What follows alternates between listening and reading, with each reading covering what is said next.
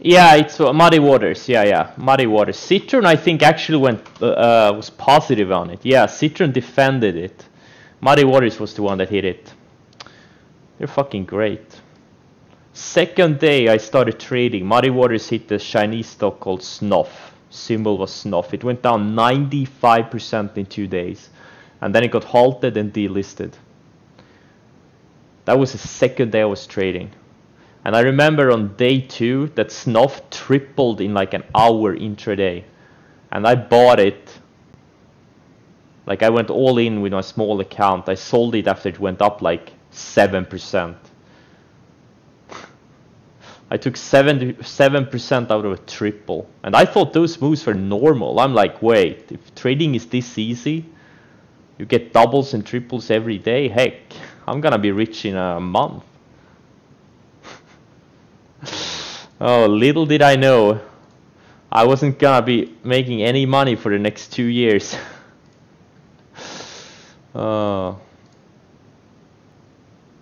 I can't believe this INO is such a technical trading friendly stock. Like yesterday you got the opening range lows at point, you got the VWAP fail, and today again you got the opening range lows and you got the VWAP fail. It's just such a trader friendly stock. Unbelievably trading. Yeah, and it's super liquid, and I can't believe I'm not doing more size on it. I should have done more size on it yesterday. I should have done more size on it today. But obviously, it's always easy to say when a trade works. And then when a trade doesn't work, you're like, oh, I should have done less size.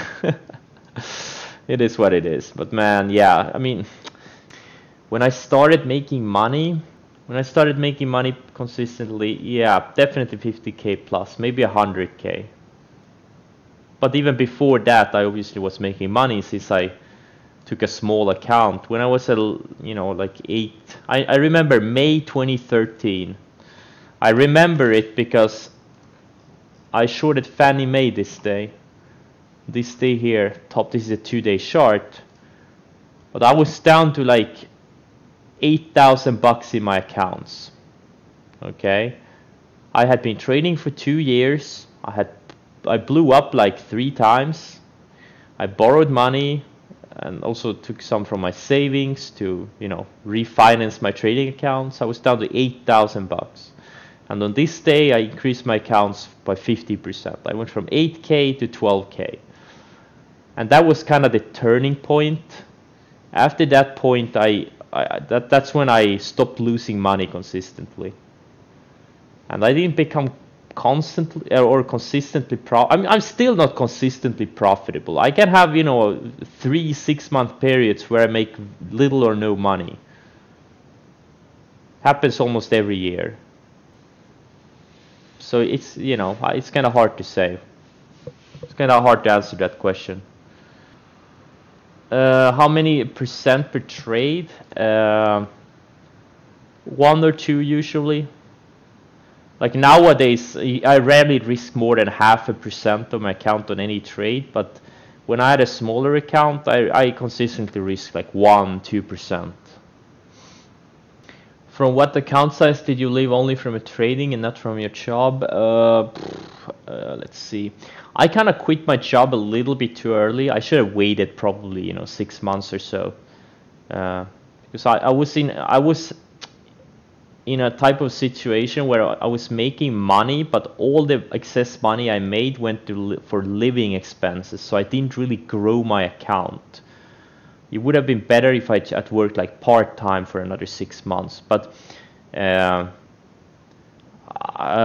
kind of hard to remember. I don't know, let's say maybe 30K. Think about it this way. If you have 30K and you make, say, 20% per month, that's 6K.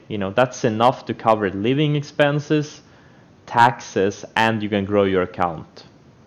And as a day trader, it shouldn't be a problem to, grow your account, say, 10, 20, 30% in a month consistently.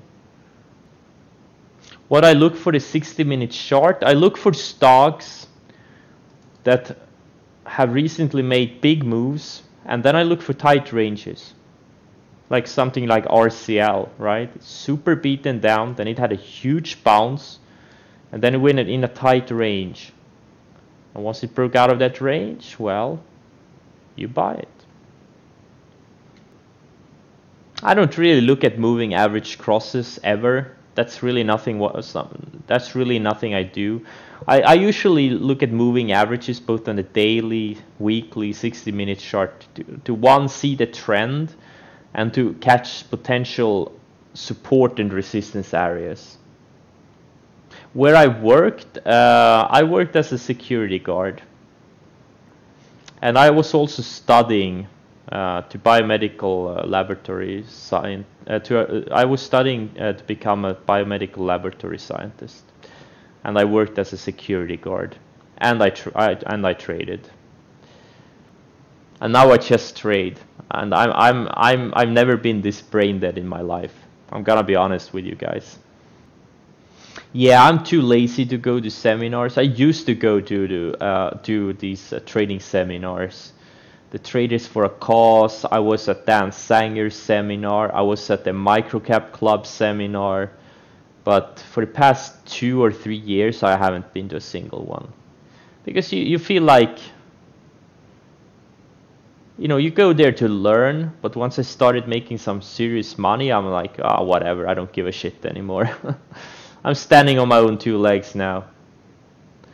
Dan Sanger, I thought it was good. I learned a lot.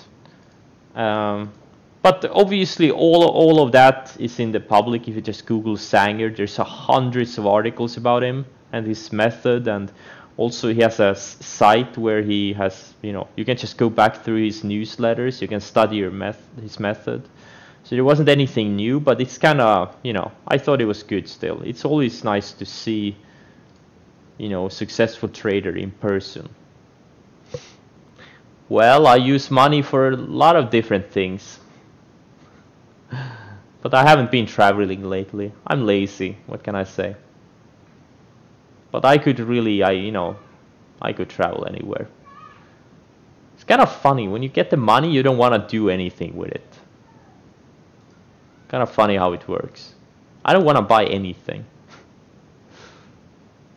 I could buy anything, and I don't want to buy anything. After a while, you just don't give a shit anymore. I just want to be comfortable and happy. Oh yeah, absolutely. Money gives you leverage. That's true. That's true. Absolutely.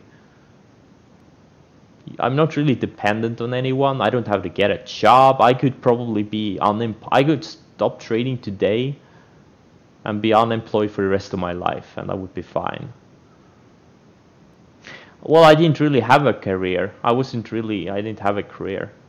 I studied, and then I worked as a security guard to pay my bills. I never had a career before this.